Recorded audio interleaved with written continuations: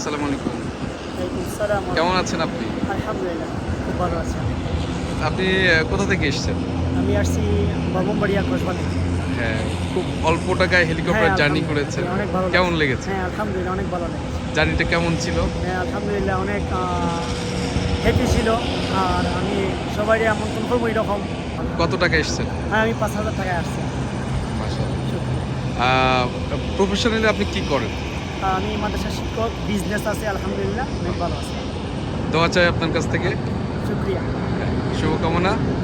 আসসালামু আলাইকুম। ওয়ালাইকুম আসসালাম।